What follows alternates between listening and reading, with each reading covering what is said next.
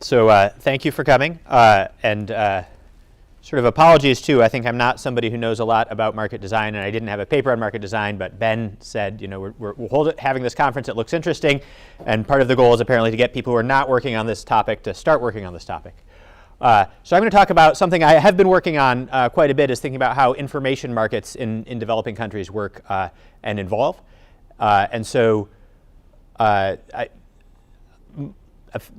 The bulk of what I talk about will be work I've done, but I'll talk a fair amount about some other work done by Michael Kramer and others. And then I also need to disclose that a lot of this work is being done by a nonprofit organization called Precision Agriculture for Development, which Michael and I set up with others to design, evaluate, and scale mobile phone-based agricultural advice around the world.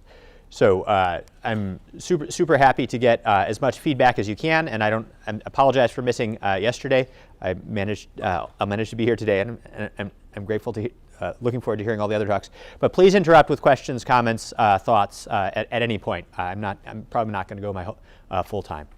So basically, what I'd like to talk about just is frictions in information markets, and think about how we can use this platform we're building to help better understand them and help better think about market design. And I should also apologize to my discussant, because he got sort of two somewhat related papers, but no really coherent thesis statement with 5 arguments. So he gets a lot of free rein to talk about what he wants, and I will be grateful for anything he has to say. So the motivation of my work, or our work in the past 5 years, has basically been like the tremendous promise of information services in emerging markets, right? So the social cost of communicating by mobile phone is basically approaching zero. Rural cell phone towers are not congested. You can send at least 3G data there now. They'll do some great upgrades to 4G and 5G over time, and that will be profitable. But it's basically heading down to zero. And then we have a ton of settings in development where information has been shown to improve outcomes, such as educational choice, agricultural decisions, medicine, et cetera. So that's sort of the basic premise.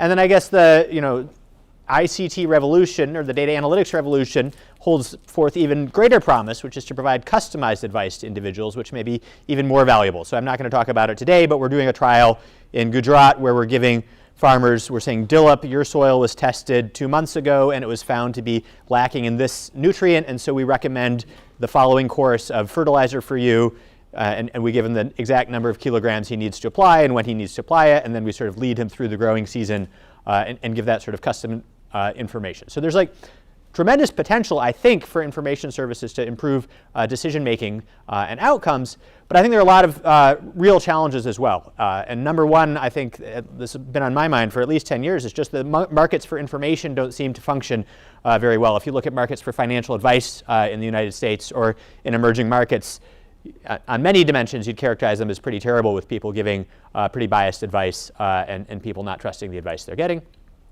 And then you might say, okay, maybe this is something that the government should just provide, like we have the FDA or other organizations. But I think there's also evidence that the government's pretty terrible at execution as well. And if people are curious, I can show you some evidence from India. So it seems like it's a conundrum with tremendous opportunity, but actual real chance that it's not going to work out really well. And then I think it's a pretty complicated problem, right? So we've got heterogeneous preferences or circumstances, which mean that advice may not be necessarily one size fits all, and so that makes the market, that makes the ability of reputation and information sharing about the quality of service providers perhaps less valuable. And I think we're really on the cusp of this sort of arrival of AI chatbots and agents who will do stuff for you. And you see, and I apologize if there have been 15 papers and conferences on market design written on these topics already, but to me it's a really interesting topic that doesn't have much literature, right? In the US now, you can get a chatbot that will monitor your auto rental reservations and try to get you better deals when the price goes down, but we also have a bunch of other things. So how do you market these products? How does the customer evaluate them? How do you think about matching? I think there are a lot of really interesting problems here to which I unfortunately don't have a solution. But the standard is you go onto eBay and you can say, I'm looking for a killer handbag under $80, and it says, what type of bag would you like? And you click this button or that button, and then it says, okay, what about this one? Or you can scroll over to this one. And technologically, we are just as easily able to offer a solution which says, what are you looking for? My paddy's affected by leaf blight. Then you can ask them some questions to say, are the spots brown or the spots white? And then you could give them, is this what your paddy looks like? And then you could give some recommendation for what type of pesticide or fungicide, I guess, in this case, you would need. And so the motivating study for this work is an RCT that I did with Nilesh Fernando, who's a PhD student at Harvard. That was on a mobile phone-based advisory service in Gujarat. This was sort of pre the founding of our NGO. It was delivered by a different NGO, Development Support Center, and focused on cotton. And these are low-income, illiterate farmers in rural areas. And so it's all voice-based. They get a push call about 3 to 5 minutes long once a week with agricultural topics. They have a question and answer service where they can give the service a missed call. The service will call them back. They can record a question. And then within 24 hours, they'll get a voice message with the answer to their question. And then there are forums where they can listen to other people's discussions. And so the content is curated by an agronomist who examines the current questions, surveys randomly selected farmers, and tries to develop stuff that's relevant both locally and temporally. Back then it was kind of a hot commodity to be able to do this voice communication with people with very low levels of technological literacy. I think now that's pretty simple. We're not yet at the point, at least in India, where we have high quality voice recognition for the local languages, like at least where we're working, Uriya and Gujarati, but that will come in the next year or two. So I think the technology is not the problem in terms, it's really figuring out what type of information you want to provide, how to get consumers to trust that information, and how to get them to evaluate it. So in this RCT, we did a study with 1,200 farmers in Gujarat. It was a random selection of the sample, so we didn't pick tech-savvy farmers or people who are interested in getting advice. We just said, if you grow cotton, you're eligible for our study. Treatment control, we had both a voice-only service and a voice service plus once-a-year physical extension as 2 different treatment arms. Service seemed to be pretty popular. 63% of the treatment population called in to ask a question, and they heard about 54% of the push call content, which is about 120 minutes of content. And we, this was in the old days, this is like my last paper survey ever, but we did, individual household level visits to do paper surveys to try to get relatively low levels of attrition for the impact evaluation. And so, the results I would say were encouraging, if not just positive. So it really seemed to affect how people sourced information. So when we asked, what are your primary sources of information on the following topics? On many of the topics, they said the mobile phone is the primary source. So this is the difference between the treatment and the control group. These are all statistically significant, well, except for that one and that one. I think the very interesting thing for us was that we didn't find an effect on price information, and we didn't ever provide price information in this trial. So it sort of helps address some of the placebo. The person just says, yes, yes, yes, I like this service, keep giving it to me for free. And the service also seems to change agricultural practices. So we took indices of behaviors to adjust for multiple outcomes. And about a 0.08 standard deviation effect on cotton pest management. And these were about 40% of the questions that came into the service were about cotton pests. That's something that changes very frequently from the farmer's perspective. The pests they encounter vary over time.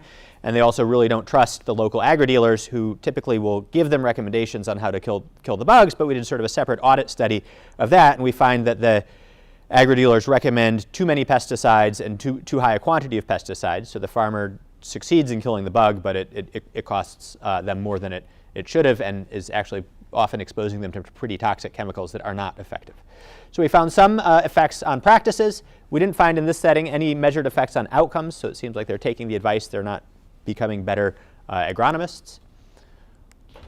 And we found sort of, I think reasonable evidence of effects on yield. The study was not very highly powered to detect yield, but we found a 10 percentage point increase in cotton around 0.1 and a 33% increase in cumin yield around 0.05. So, this is enough motivation for us to say, let's continue to refine, develop, and test services like this. And we have done that. And here's some very out of sample tests, which are done by Michael Kramer and his team in Africa, which relate to providing farmers some very specific interventions, which are about text messages on soil acidity. And basically, there's a problem in African agriculture, as I understand, that a lot of soil is too acidic, but some soil is not, and some soil is. So you wouldn't necessarily want to give a blanket recommendation that everybody apply lime, which is what reduces the acidity of the soil. So the government started out on their own and said, they just sent a text message to farmers saying, if the soil pH is below 5.5, apply lime. But of course, the farmers don't know what soil pH is. They don't know what their soil pH is. They might know what lime is, and so that had no impact. And then as you sort of refine the messages, soil tests near you suggest you should apply lime. You get an impact. The soil in your area is acidic. To avoid low yields, apply lime. You get an impact. Hello, Ben, your soil is acidic. Even higher impact. Scott, 1 Acre Fund recommends that you buy lime, 14%. So as you sort of refine the messages, you can sort of, and these are all separate samples, separate trials, and so you can start to build a pretty credible case that people want the information and that the information can change their behavior. And so those early trials maybe plus the work that I had done motivated a few of us to found this nonprofit called Precision Agriculture for Development. We're currently reaching about 500,000 farmers in 6 countries. And as I said, the mission is to design, evaluate, and scale customized agricultural advice. And the ultimate mission is to build a financially sustainable service which will reach 100 million people. And we have lots of ideas about what financially sustainable could mean. It could be advertising revenue. It could be making markets and taking commissions. It could be the Gates Foundation just says, this is really good for Africa. We're going to sign a 20-year contract or a 10-year contract to help support the service. We're a little bit agnostic on that. But I think there is a lot of money potentially to be made, or revenue at least, we're a nonprofit, so I should say, revenue to be earned by a platform or information service provider that is trusted. And so at the end of the talk, I'll talk a little bit more, but I think another thing that, wearing more of my academic hat, we're hoping to do is, we've got a system in Gujarat that is sending out messages to 100,000 farmers every week, and very soon, in about 6 months, that's going to be 1 million farmers every week. And there's sort of a larger sample than we ourselves could know what to do with. So we'd be very happy to engage with other people who are interested in these types of questions to design experiments to run on this platform. So as you see this talk, if there's anything that catches your mind, feel free to approach Michael or me, and we'd be super happy to discuss building more experiments. So is this paper by Hafshamp and Minton in the neighboring state of Maharashtra? Yeah. Which also gave text message information very similar. Mm-hmm. So they found 0 effects. Yeah. Everything they cared to look at. Is that something about the context, or is it something about the design of the service? Right. So that they were studying RML, Reuters Market Light, which was a sort of almost a CSR opportunity, but probably a new markets opportunity by Thomson Reuters. That was like version 1.0 of this type of product. So it was like 5 text messages each day to farmers, and it didn't meet commercial success. It didn't have very high retention. They've totally changed the model now, and they've got a much higher value app-based service that they're marketing to cash crop farmers with large acreage, and the fees are now $60 to $100 per crop per season, and they seem to be getting some traction with that model. I think one premise we have wholeheartedly embraced is that this is very hard to do. It's not just that you start sending out information and everybody's life is improved, right? And so if you look at Reuters Market, we actually taught a case study on RML in one of our classes. It's not clear that they were taking like a human-centered design approach to coming up with services that the farmers actually needed. They didn't really have any evaluation built into the design and delivery and scale of the service. It was really like let's get this service to 1 million people so that we can report up the headquarters chain that we have 1 million users. And so they paid a third-party marketing firm to sign up a bunch of customers for them, and then they found out half of those signups were fake, right? So it's just I think it is. I don't want to understate how hard this is also, right? So there are at least 100 services that have tried to, in a for-profit manner, develop agricultural information for farmers in low-income industries, and they typically just can't get to scale. It's very expensive to take payments from low-income people, especially when they're micropayments, and sort of the arrival of digital financial services will reduce that. But I would say, and we have done other trials that have not worked. We've done trials that have worked. So what we're trying to do is build up a body of evidence of what works when and where. And you think it's information and not, there are no financial it's cheap enough stuff that the lime is cheap enough to apply. That's not where the constraint is. I think there are for sure credit constraints in markets. There are access to market constraints. There are tons of constraints, and I don't want to claim that information is going to solve all of these problems. I mean, so in the lime constraint, Michael was working with 1 Acre Fund, which was also marketing lime and would provide credit to the farmers to buy lime if they so chose. So that solved that constraint. My personal motivation behind this is that the cost is so tiny to deliver this information that the benefit really only has to be very small to have a tremendous, like 100 to 1 benefit to cost ratio, or 1,000 to 1. So even if we don't solve, but I can talk to you about how I think this may actually also help solve credit constraints and market constraints, because like as we build up a profile of the farmer and get data on what type of messages they listen to and what type of questions they ask, and we're starting to process the satellite data to measure their yields, we might start to be able to give banks leads into which farmers might be more bankable, or work with fintech providers to provide financing. So I think there's a sort of a long-term vision that this may help just solve these market voids that exist in emerging markets. But for now, we're not doing any sort of financial intervention there. Okay. So I'd point to Farmers Business Network, which is a U.S. company that it also, I think, helped inspire my vision, at least my vision, to create this company. This is a Silicon Valley startup that was founded by an MBA student here who was like driving with his fiancée across country, and they stopped in Nebraska, and he helped his brother-in-law out with the harvest, like to earn goodwill with the family. And he was talking with his brother-in-law, like, what's life like? And he's like, it's pretty good to be a farmer. It's a lifestyle decision. We like it, but these damn seed companies keep marketing us different seeds, and we have no idea whether this seed is actually more effective than the last year's seed. Is it worth the extra, 3% premium? And I talk to my neighbors, and they tell me they had a good experience with this seed or a bad experience with this seed. And we try to gather information, but there's really no way to do that in any sort of systematic way. And so he had come from a data analytics background, and he said, well, wow, if we can start systematically collecting information on what type of inputs people use and what type of outputs people use, we can then give them unbiased advice about the expected yield of your seed type in your region. In the US, this is super easy because the tractors will record exactly how many seeds they put down on a meter by meter basis, and then they'll tell you at the end of the season exactly how much yield they get. So they started just marketing, and they sort of did a test focus with US farmers and said, if I just printed out a sheet of paper that said, this seed variety will give you this much yield, this seed variety will give you this much yield on your farm, how much would you pay for that piece of paper? And the farmers, I give you $5,000 for that. So it was way more than they expected. And so they launched the company, collected a bunch of data, did some analytics, started giving recommendations. And then they realized that input markets also in the United States are actually not that efficient. There's a ton of price discrimination in agricultural markets. There's a lot of mom and pop shops. And so they started, just as a sort of minimum viable product, they just called up some farmers and said, what if we would sell you generic chemicals at 30% discount of what you're paying from your local agri-dealer? And they got a ton of yeses. So people said, I trust you already because you're giving me this high quality information. I'm willing to take a chance with you on input provision. And so now they're heading to $1 billion IPO within 6 years of founding. So in the US, there's a ton of money to be created in these settings. I hypothesize that's true in emerging markets in some settings, but it's not quite as obvious. And then the other thing I think that excites me or terrifies me about this is I feel like we're in a unique time for the arrival of information service, right? So this is actually better than I feared, but if you search for, cure for the common cold, you immediately get a bunch of products that say shop for cure for cold, right? And of course we know that none of those products actually cure the cold.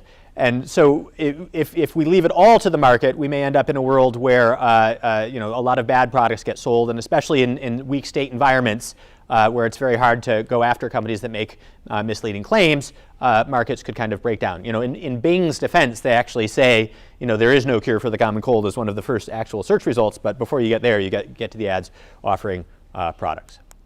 Okay.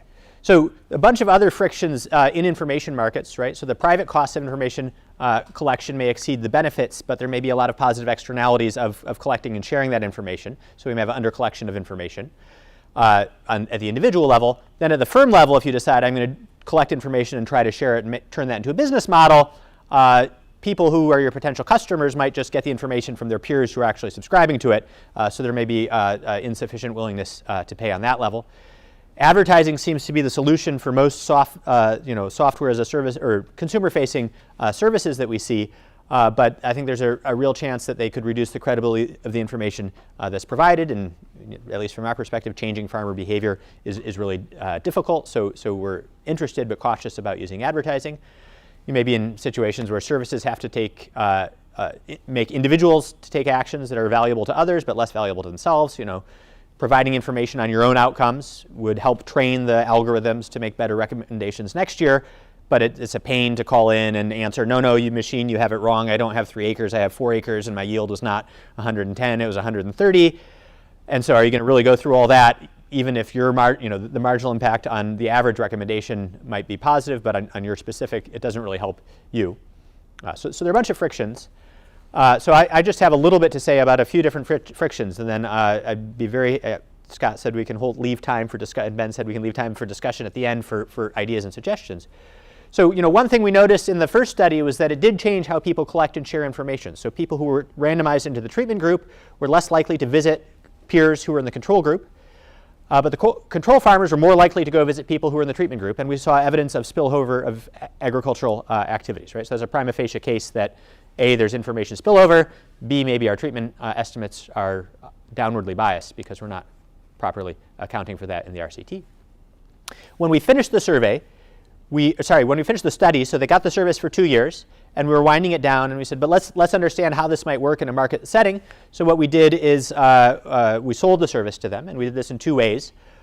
We did either a Becker to group Marshak mechanism with them, and we sort of first did that with a candy bar to make sure they understood it, and then we said, okay, now we're going to do it with the service. If you'd like to have the service for 6 more months, how much is it worth to you? And we also, so that was like, I think, a quarter of the sample. And then 3/4 of the sample, we did just a take it or leave it offer. SEMA, the service, 300 rupees, do you want it or not?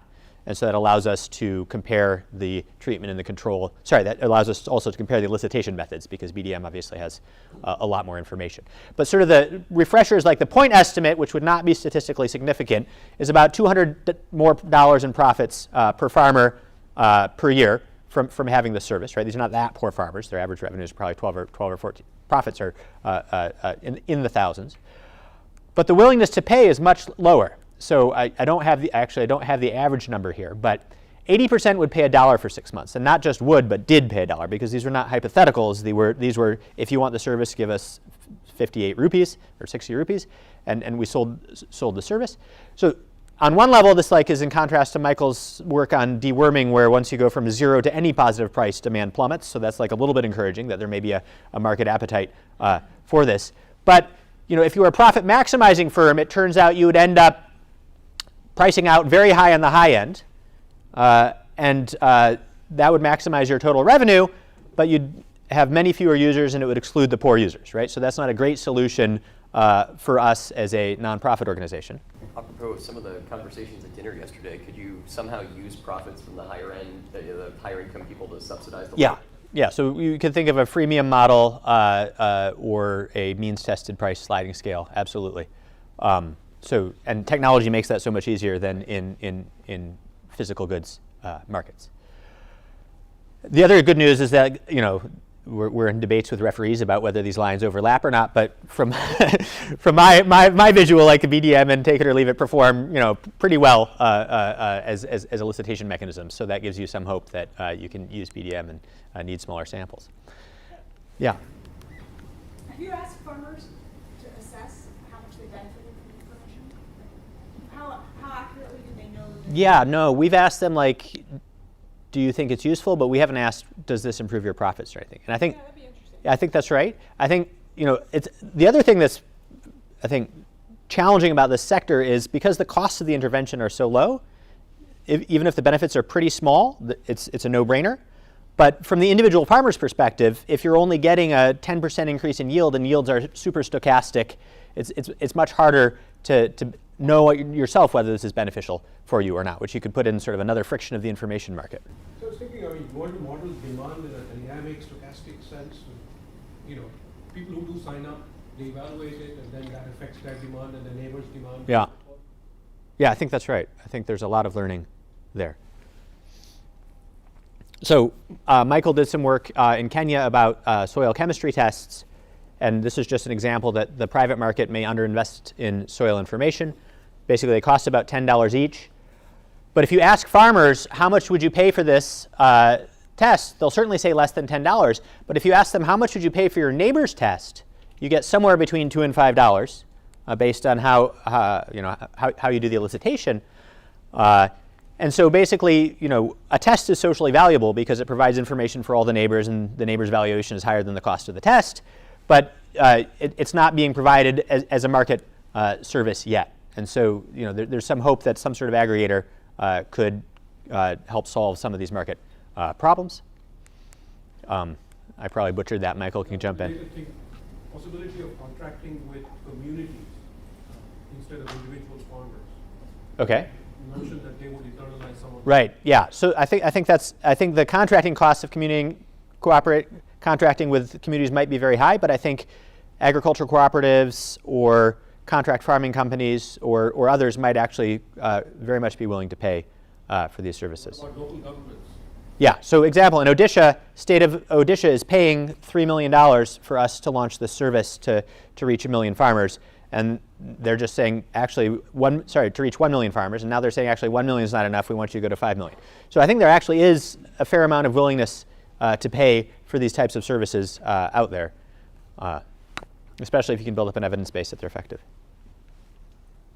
Oh, you want? Okay. So advertising, I think, is a source of revenue that I like NPR, but we shouldn't ignore. I think my concern is often that once you get financial incentives mixed with editorial content, you could degrade the quality of the recommendations, which we saw in Indian insurance market or in Indian agricultural market. We don't yet have a study on that. We just have one study on advertising, which is we partnered with AgroStar, which is aiming to be like the Amazon of agricultural inputs in India. You can basically call up and order a specific kind of seed. They'll send it through the Indian Post system, cash on delivery. So they get all of those costs sort of taken care of at a reasonable rate, and then the customer gets a high quality product at a price they trust. And so they were interested in working with us to use the information service to increase customer engagement because they thought customers who felt that they were getting unbiased advice might buy more. And so we did a sort of a RCT or A/B tests. They then sort of found other priorities as a startup and never gave us enough data to actually do much with the results. The punchline on increasing sales is it doesn't seem like we increased sales for AgroStar by giving some of their customers these voice messages. But the other thing that we noticed was when the message was sent out as coming from PAD, the nonprofit, the pickup rate from users was 10 percentage points higher than when the message was sent out as coming from AgroStar. And so there's maybe some differential trust or willingness to listen to content from a nonprofit versus a for-profit entity. So I think we're in the first stages of laying out our set of advertising RCTs. And I think there are a lot of interesting questions here that have partially, I think there are a few papers on this in the economics literature, but I actually also think it seems a bit understudied. Like, to what extent should we curate advertisements and take some credibility or put a stake in saying these are high quality advertisements or high quality products, or should we just let the free market run wild? Should we endorse the advertisements? And then the sort of the generic questions that are my marketing colleagues interesting questions. But with this, the system's pretty powerful because you're sending out 100,000 messages tomorrow, and it's very easy to send 10,000 people message A, 10,000 people message B, 10,000 people message C, and you immediately get some measure of engagement, which is how much of the message do they listen to? We're trying to train people to rate the message on a sort of 1 to 5 scale, so we get better feedback, but that has some attrition concerns. But so we're trying to build in settings where you get this rapid A/B rapid feedback that you can get in Silicon Valley firms to dramatically improve products. Other sort of, I think, market design type questions that we're worried about are, crowdsourcing. I think this type of service will be a lot more valuable the more information we can get from the ground. And so how can you motivate people to pay those individual costs, which might not be huge individual gains? So in Kenya, again, Michael is working with Safaricom and the government of Kenya to send out SMS messages to all Kenyan farmers. Basically, there's an old bug called fall armyworm, which has been very devastating to maize crops in South America and has finally arrived in Africa and India now. And so the Ministry of Agriculture is really worried, how do we get people to start to recognize and deal with this new pest that they don't know about? And people are taking sometimes bad decisions with how to deal with it.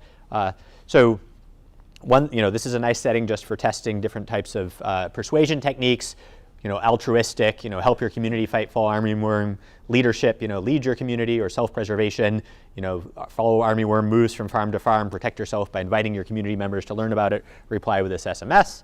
We then did they did a follow-up which said either ranking, like you're number 2 out of 20 or you're number 1 out of 20, move up your rankings by getting more of your neighbors to sign up, or become a super farmer by getting more messages, and then some more comparative statics. You keep moving up in the ranking or don't keep moving up in the ranking. So one thing that jumps right out at you here is just the power of reminders, because when these reminders are sent out, you get a lot more signups. And I think this is something we have in our mind but haven't yet tested that formally. In a lot of the value of PAD might be just reminders. Remember, it's time to apply your fertilizer next week. Be sure you have it on hand and you're ready to go as soon as it rains. They know they need to apply fertilizer, but the nudges and the reminders could be effective. And so we're interested in doing studies that distinguish the value of information versus reminders or nudges. It didn't matter, it turns out, as much. The differences between the different types of messages were more modest. But it was a super low-cost test to try to understand how to get more people to sign up to these services. So I mentioned the farmer's value of platform that can provide advice, but also goods and other services. Like if the value of trust, especially in emerging markets, is very high, you have seeds are often counterfeit, fertilizer is often adulterated, and so the local markets might not work very well.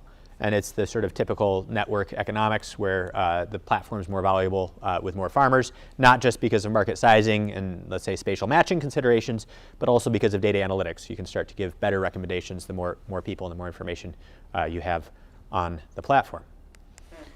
So, like I said, we sending out up to 1 million messages a week. We've got rapid feedback on does the user listen to the call? Do they rate it? Do they respond to SMS or IVR inquiries? We're sort of piloting now just voice response. We're figuring out how to pilot voice responses, where farmers just have to answer questions, and the machine will use voice to text to try to help them through this. We can do phone surveys relatively cheaply because we have call centers in the local language. So if you want to do a 500-person randomly selected survey of 10 questions just to see if an idea might stick, you can get the result in a day or two. And then if you want to do that as an outcome, it can be built in.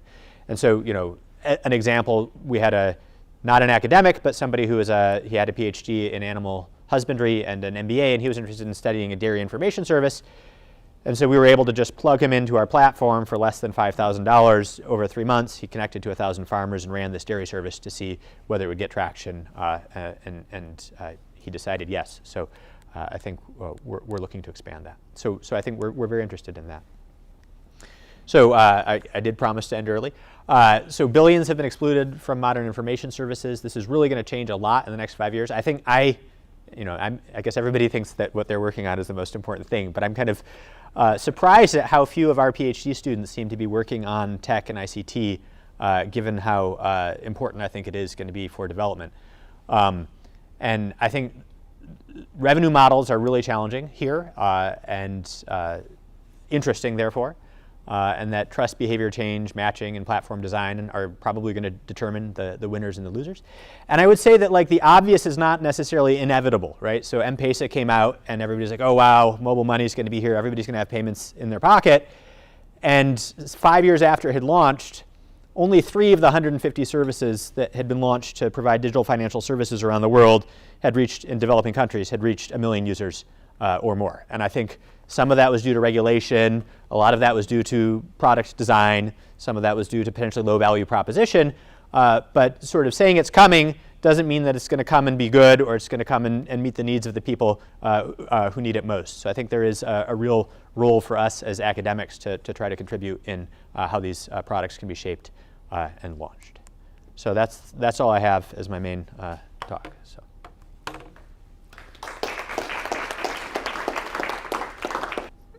First off, I'd like to thank Shawn for giving me a chance to discuss this absolutely fascinating project. I think it's a really distinct kind of market from the markets that we usually think about dealing with, and rather than try to address everything about behavioral interventions, I'm going to try to talk quite specifically about the design issues raised in these kinds of markets for information and how we might attempt to help people transact in information in a better way. So this paper seems to raise, or this set of papers, this literature seems to raise a very natural puzzle, which is that apparently farmers in developing countries lack productivity enhancing information and markets mostly don't seem to provide it. So if there have been 100 attempts to provide something and none of them have managed to become sort of sustainably profitable yet, that's a sign that there's some sort of puzzle or anomaly going on. And one quite reasonable hypothesis to come in to this with is to say, okay, the problem here is that information is fundamentally an experience good. It's very difficult for me to sell you information and tell you that information is high quality if you don't yet know what it is I'm going to say to you. Of course, one of the things that this raises is that it looks a lot like even after having experience with the good, people just aren't willing to pay that much for it. So we saw just now that the average willingness to pay for a 9-month subscription is about $2. The cost of provision of these information services is about $7. And there's this lovely quote from the paper. The return for a 2-year subscription can be estimated at more than $200. So if we take these claims at face value, what that suggests is that farmers are misestimating the value of this information to them by several orders of magnitude. But I'd just like to point out perhaps the start of this quotation. The study was not designed to have power to detect changes in profitability. And this is a study with 1,200 respondents. I think it seems like a very natural question to ask at this point is, farmers probably don't have 1,200 observations. They have substantially less. If the experimenters are having difficulty detecting improvements in yield or profitability with 1,200 observations, it seems quite reasonable to think that farmers basically have no idea whether this enhances their profitability, and if so, how much. And this kind of reminds me of this paper that some of us may have seen, The Unfavorable Economics of Measuring the Returns to Advertising. I think before referees got to this paper was titled The Near Impossibility of Measuring the Returns to Advertising. But it does make this quite reasonable point, which is that when you're trying to look at something where the outcome measures are highly volatile, like profits for advertisers, you require massive amounts of information in order to estimate that. So this paper is mostly dealing with 25 field experiments by tech companies trying to increase the returns, trying to estimate returns to advertising. But this, one suspects, generalizes to cases like advice for farmers. In particular, it seems like there are so many different ways that you can have slips between cup and lip. There can be problems with farmers understanding the advice. There can be problems of compliance even after they understand the advice. There can be all kinds of correlated shocks to crops that may happen to many people at once that may affect your ability to measure the worth of advice. And so this suggests quite strongly that we aren't just having an experience good where you individually need to have experience. We face a real problem of adverse selection in these markets. Shawn has some other work suggesting that there is an awful lot of bad advice out there. And it seems like one of the problems is that, in some sense, good advice is very expensive to do. But bad advice can be freely produced and is ex ante extremely difficult to distinguish from good advice. And so we can all write the following toy model. The outcome is not contractable. There's a zero cost of producing bad advice. There is some market price for advice, and under natural assumptions, the equilibrium price for advice is zero. And this raises additional difficulties then for the difficulty of sort of advertising funded models, which, I thought quite naturally one would expect us to be able to somewhat be able to get around the problem of advice by saying this is free, but it turns out that when you say it's free and it's funded by advertising, that creates a whole set of other problems that Shawn has just told us about. So I guess maybe a useful dichotomy to think about this work is there are elements of this work that relate to product design, and there are elements that relate to what we might more standardly call market design, right? The product design questions essentially are, how can we get farmers to adopt our good advice? What can we do? How can we present the product? How can we package the product? How can we remind people about the product in such a way as to get them to use it? And then there's a set of questions that relate more to the design of rules and institutions, right? To say, on the one side, there are people who might be able to provide advice. Some of them provide good advice. And on the other side are people who may benefit from good advice. How can we choose a different set of rules or institutions that ensures that this advice is transacted? In particular, that the providers of this good advice can sell at a profit.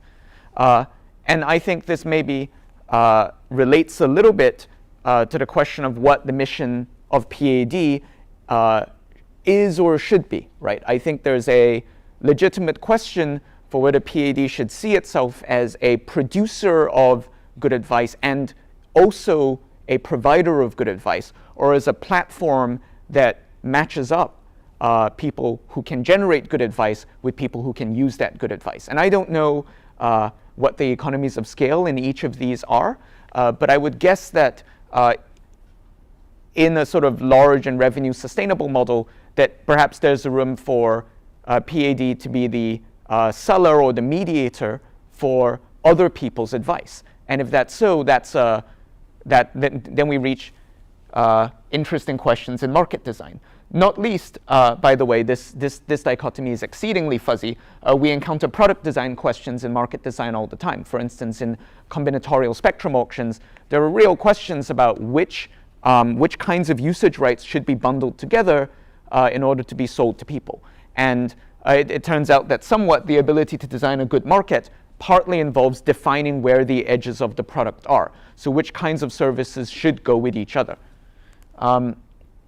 And so one then wonders if there are natural solutions from market design that come towards being able to mediate good advice and bad advice. In particular, there is extensive work on reputation systems in crowdsourcing platforms. Is it possible that we might be able to sort good advice from bad advice by being able to aggregate, say, cheap talk reports about what that advice is? What about having contingent systems for payments and incentives? Now, of course, it's been historically very difficult to extract small payments from farmers, and it may be indeed quite hard to accurately measure their crop yields. But you could imagine systems where, rather than conditioning on their final profits, one found accurate or audited reports of crop yields and perhaps said, you know, I'm only going to charge you for this advice in the states of the world where it's good advice.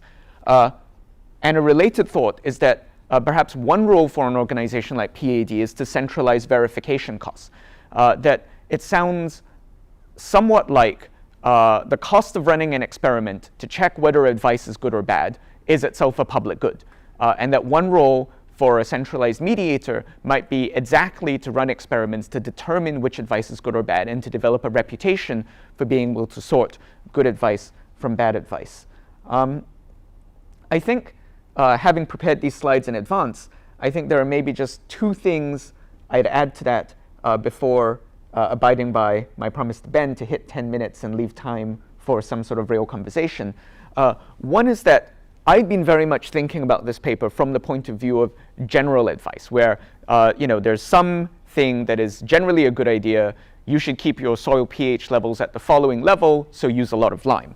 But when we're dealing with generalized advice, advice is very plausibly a public good. It's very hard to exclude people from it, because if one person in a neighborhood buys a piece of advice, he can very plausibly share that with his neighbors. But customized advice is perhaps more like a club good, in the sense that it's non-rival, but it is excludable, because on the margin you can refuse to provide someone customized advice for their particular soil quality, location, and crop yield. And that perhaps opens up different avenues to charge for it and different kinds of revenue streams.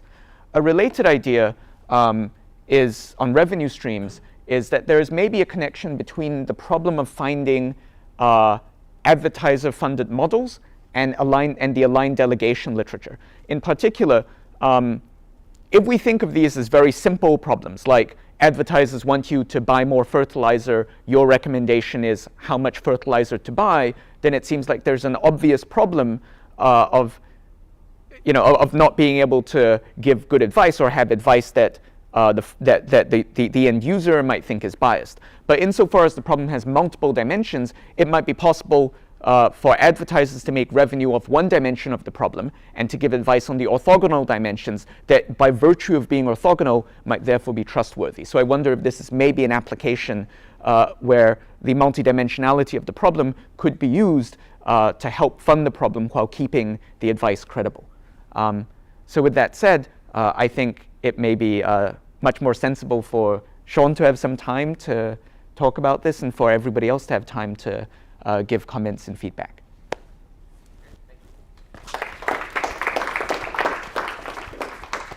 Yes, Shawn, I'll let you manage. Yeah, no, I think everything you said sounds extremely reasonable and helpful. So thank you for that. I think I would have prepared a much better presentation if I had seen your comments before. The sequencing problem divided. So, or you had your hand up first. There you go.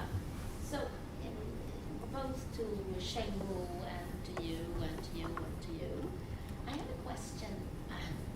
When it comes to market design, I wonder what kind of assumptions you make about how farmers, in this case, make decisions, and especially new kind of decisions. What are the assumptions? Deciding a market here is really dependent on those assumptions. Do you think that farmers actually change their way of doing things because of diffusions of ideas? Or is it because, for example, that they're competing with other farmers? What are the basic assumptions here? And I think that's really important to know. Is it through rumors, reputation? Is it through what shit talks or whatever it's called here in economics? That is, I think, as important as trying to figure out reservation or how much they're ready to pay. I don't have any answers on this, but I think it's worthwhile thinking about this when you design a market in a particular culture or environment. Any views? That would be great. What do you think is going on in this particular market? I mean, I'll say what some things I know that I don't know. So one thing we did with this willingness to, and this isn't quite answering your question, but response to discuss it. We did on the willingness to pay study. We actually compared the willingness to pay of people who were in the treatment group with people in the control group, and there we didn't find a differential willingness to pay, which surprised me. I thought that there would be some experience component or willing to. And there's a huge literature on social learning, the importance of social learning in agriculture. I think there's much less knowledge about when there's any sort of market related with those decisions, right? It's really just you see other people doing things, or people give you advice and you decide to do that. But I've seen very little about paying for advice or thinking about the market. So I don't know if you have any thoughts on that. I mean, I guess I would think that to some extent they're trying to maximize profits, like other firms. I guess this is maybe not a comment on directly in response to that question, but the other thing I would add to everything that Shawn said is, I'm very interested in just governments. I mean, I feel like there are a lot of problems in these markets, and I think governments are a natural provider of this information, and a lot of what PAD does is work with governments to help governments set up systems or improve systems, provide advice. And to that extent, we're sort of a consulting, or a nonprofit consulting organization that works with governments to do it. As an aside, I'm really surprised by the results about the BDM because my experience in the lab has been that typically lab BDMs are incredibly noisy. To have a graph like that shows sort of take or leave it offers basically lining up with BDM reports is. I mean, I'm surprised referees give you trouble. I wouldn't expect to get results that clean if I was running this in a lab. And maybe we should be adopting whatever protocol you were using to. Yeah, I mean, I guess we did spend 4 years doing BDM in other contexts before we showed up and did it here. So in that particular setting in Gujarat, so we had. But of course, we should probably also. We can't show you the scatter plot of the take it or leave it off the individual level, right? This shows the distribution of willingness to pay is the same. Maybe there's. But yeah, it is. I was pleasantly surprised by that for sure. I was wondering, you're giving advice to the farmers, but you could also at the same time be collecting information from the farmers. And couldn't you, I'm not sure why with 1,200 farmers it was not possible to figure out what the effects were of the advice, whether they were positive or not. But I can imagine a situation in which you have a much larger sample, where you can actually see how the treatment farmers do better than the control farmers, and you could then give them the additional information that this advice has caused farmers to increase their profits or. I think that's absolutely right. I think two compelling use cases are contract farming organizations where they're already measuring the yields with high level precision, so the costs of doing the RCT are pretty small. Or, we're experimenting with drones and satellites, finding ways to measure pretty well at very low cost the outcomes. So very interesting in that. Maybe riffing off that, one way to get some of the lower income farmers in is maybe to turn sort of the part of the platform into information provision in exchange for value. Right? You could imagine that basically it's costly for anybody to listen to to the end of the sequence of things to fill out a survey, but the less well-off farmers would be willing to do that in exchange for access. Mm-hmm. Yeah, we've sort of talked about Netflix for agriculture, where you provide information on which movies you like, because that'll help it give you better recommendations. And some of this pest stuff fits that very well. Yep. You call in to say you have a pest, well, that's very valuable information for the agriculture authorities in understanding, where the pest is a problem. It would seem like, so you were talking about the sort of role of government, and there are clearly private benefits to providing this information, but from a consulting perspective as well, like the public benefits are obviously very high as well. Like if we think that pesticide is overused already, like the health effects of that and the effects of pollination and other things. So it would be interesting to in the context you're working in, is able to look at health effects? We're working with, or we put a proposal into the Nature Conservancy to work on air crop burning, which would reduce that. You can measure whether the plot's burning by satellite. We're doing work in Rwanda, I guess, on tree planting, which is also measured by well. So I think there's definitely that aspect. Environment is part of our mission statement. And then there's, as you mentioned, government and public goods. I think another thing that we observe is around the world, governments will be focused on solutions for their farmers or their setting, but not thinking about, okay, I learned something useful in Kenya, how can I share that with Indonesia and improve their systems? So I think we see ourselves as also providing this global public good of sharing knowledge across settings. So sort of related on that in terms of the cross-setting situation, I mean, one area that I've been interested in is on the insurance side of things. It would seem that in this context with improvements in measurement and everything else, that there would be not only sort of an opportunity for, given the reputation that's being built as well, for providing insurance, but also diversification across a very broad sort of set of markets. As you have thoughts to that? We've thought about it a little bit in India. I think it turns out insurance companies everybody thinks about insurance as just a state contingent contract, but they actually spend a ton of time in risk reduction because they don't want to write checks. So we've had conversations with insurers about whether we could provide information that would de-risk some of the risk. So I've done a lot of work on index-based insurance in India and kind of walked away pretty worried, primarily with the concern of basis risk. And I think that exactly as you say, much better tech is going to dramatically reduce that basis risk. And so now I think it's absolutely a promising use case. I'm still thinking a little bit about this problem of developing trust. How do you distinguish yourself as a good provider of advice? And it seems like one promising route is to just assert it. You've got a zillion people and you can do the statistics and please trust us that we're actually helping people. But of course, if people don't trust you, that might not be a very valuable assertion. So I wonder if there's some way to facilitate local information exchange about the quality of the advice you're giving. That if you get people together, then they can sort of try to aggregate how much good is happening from this program. And taking Shengwu's model very seriously, even the act of doing that might be in some sense a credible signal about at least your confidence in the information. I think that's a good idea. I mean, in general, we try to avoid stuff that involves a ground game because it's too expensive. But the technology would allow like a chat board via audio where you can hear, record your experience and we'll play you the experience of 10 farmers in your neighborhood. And then you can listen to what, Scott says and what Philip says, et cetera, et cetera. So I think that's a good idea that's not yet. Related to that, talking to farmers, I get the sense that part of this credibility trust issue is that they think, well, you're saying that based on maybe some experiments in some lab somewhere else, but in my village, my farm, my soil, so there's a lot of local variation. So to what extent are you also validating the value of the information? I don't know how much micro variation there is in terms of the value of the information. How are you, before you give the information, to what extent are you validating the value of that information to any particular target?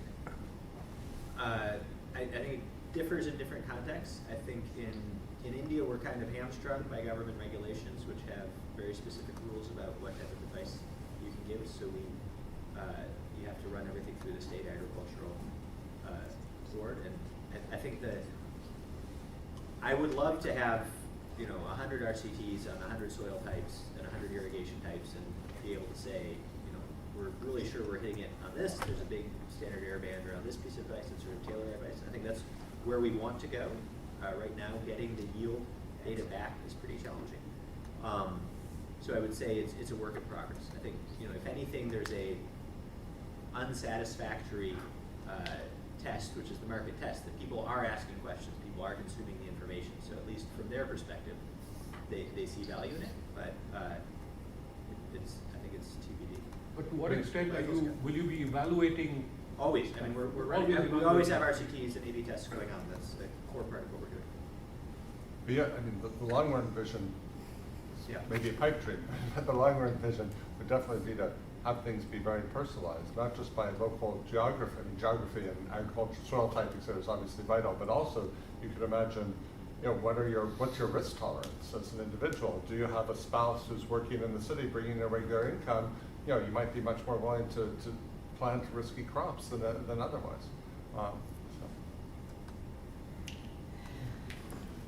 So I'm thinking also going through organizations in an institutional setting. For example, if you go to DRC, you wouldn't just go to a farmer and say, let me give you some advice. You might go through the Pentecostals. Once you reach Pentecostals, they evaluated your advice. It's going to spread like that. And so I think one needs to think about these different strategies. Almost everywhere we're working with some partner organization, whether it's One Acre Fund in Kenya or the Ministry of Agriculture in India or another nonprofit. And you know something about this. Yeah, we do something. So as you were talking about this, and as you were talking about this customized advice, I was thinking about samples. I mean, in Kenyan coffee auctions, there are like basically every harvest season there are tens of thousands of individual samples deposited in Nairobi for the coffee auction that the buyers in the coffee auction taste and smell, but the farmers get no information on what their sample looks like. They get a price. They can get a price by logging onto the website. But it just seems like a really nice setting for not just giving productivity enhancing kind of information, but also solving sort of incentive problems. The productivity enhancing information would be you send a sort of you send a sample report. BAD does a little takes a sample, does a you can tell what the quality of the coffee is by how it smells and so on. But the efficiency, the incentive issues are, you could actually send them what the price their coffee sold at, which farmers often don't check the website, and you could even tell them how much of their coffee reached the market, and that would be sort of like an exchange. It make it, I think, valuable on a few fronts, and it's yeah. And it seems like I mean, I think we haven't even talked about like price information here, right? But I think that's potentially another super interesting thing that relates to like crowdsourcing, because often the price is posted by the government or not the actual price that the farmer realizes. And so you might be very interested in knowing what price did your neighbor actually receive. So why didn't your intervention provide price information? We didn't have, at the time we did the RCT, we didn't have the logistics to collect high quality price information. Since then, we've done some pilots where we collect now we form WhatsApp groups because the people who work in the markets are willing to give us the price information via WhatsApp. And so we've done some A/B tests with farmers. They value it a lot. We haven't yet seen data that is changing sales patterns, but it's definitely something to ask about.